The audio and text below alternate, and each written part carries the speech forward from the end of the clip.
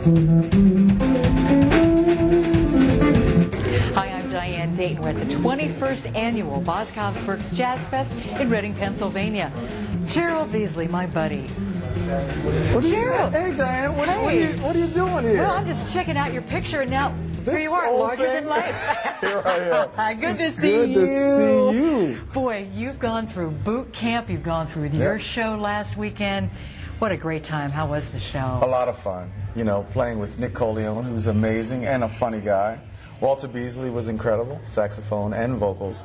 Carol Riddick was just, I just love her voice. And of course, Will Downing. He had everybody just enwrapped with his wonderful voice, so it was just fantastic. Yeah. How many people were at boot camp this year? Wow, we were bursting at the seams. It was our 10th annual. We had 80 campers from all over the country, and it was just a fun time. Very emotional too, because you know, it's kind of a milestone for us, and many of the campers had come multiple times, and they just expressed so much appreciation and love for what we do, and it was mutual. Yeah, it was a really good time. Now, you have been around the fest doing all kinds of things. Last night you did the midnight jam in here at your jazz bass. Yeah, for all the party animals that like to hang out late. We had the midnight jam right here at the jazz bass. We're doing it again tonight.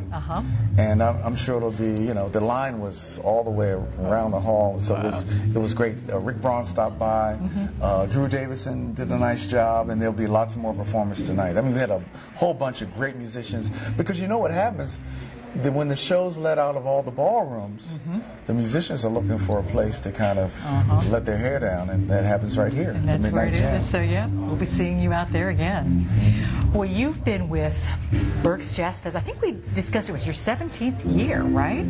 I think it is about the 17th, about the 17th at least. Year. Yeah. And you've seen this grow and evolve over the years too, haven't you? I've seen it grow from just a small festival with a couple different venues to what it is now. Really rivals the largest festivals in the world.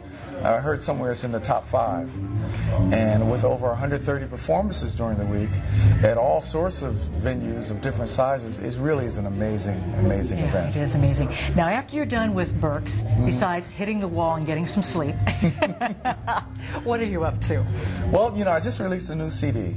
Came out March 22nd. It's a tribute to Charles Mingus called the Electric Mingus Project.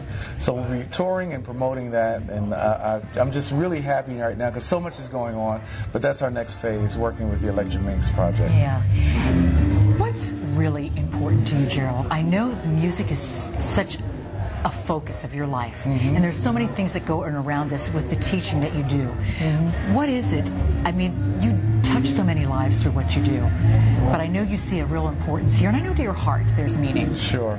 Well, you know, what music did for me as a young man was to kind of really help me through some difficult emotional times, like when my father died, and I always knew that music could be sort of a healing force for people. So I get involved in on any level I can, just so that people can benefit from it, so that they can make life a little bit better. Whether it's teaching, whether it's playing or writing, I look at it as all kind of something to help other folks. Yeah, and you travel all over the world, and you get to see people come and enjoy your concerts. There's a common theme with the connection with music, isn't it? It does wonderful things for all of us when we attend a show. It brings us together, doesn't it? It really does. I mean, sometimes folks who are listening to music together may not even be able to speak the same language, and they may be from different ethnic groups or whatever, but that the way that music speaks to everyone's soul is something that is unifying. I love being a part of that. Well, what do you think we can do as a people and as musicians to make a difference in our world through music?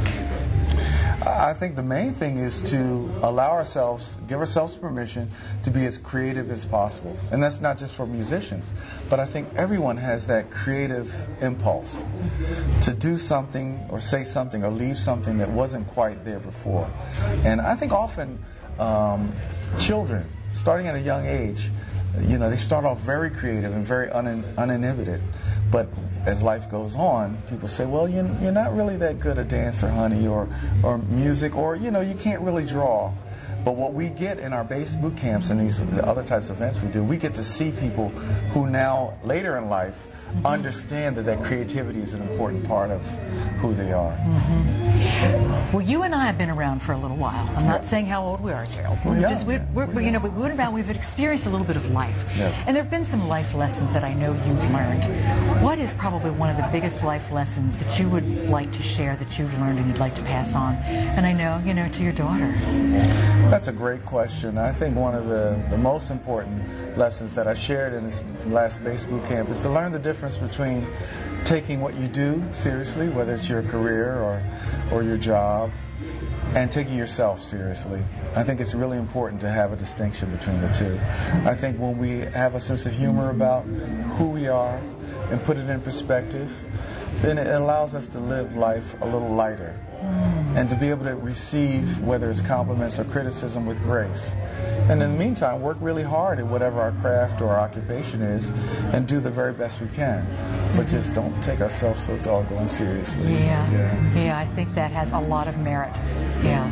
Thank you so much for taking time with us today. It's a great pleasure always, Diane. It's just great, and I know you were doing some radio stuff this week too, weren't you? Yeah, I was doing some, what they call me, the roving reporter. That's what you were. I was doing reports for WRTI on every evening of Jazz Fest at 7:30 and 9:30, and then I was kind of guest hosting for Paul Scott over at 92.7 just a few minutes ago. Well, that was great. Well, I know last year you and I did a radio show together that on was a WEEU. That was a lot of fun. That was great. That was fun. So do you have any chocolate on you?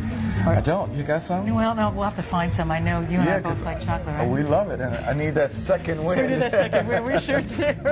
Thanks so much, Gerald. Pleasure. It was so good to have time with you again, and can't wait to catch up with you at the Jam tonight, too. All right. See you later. All right. See you. All right. Bye-bye. We're coming to you from the 21st Annual Boscov's Berks Jazz Fest in Reading, Pennsylvania.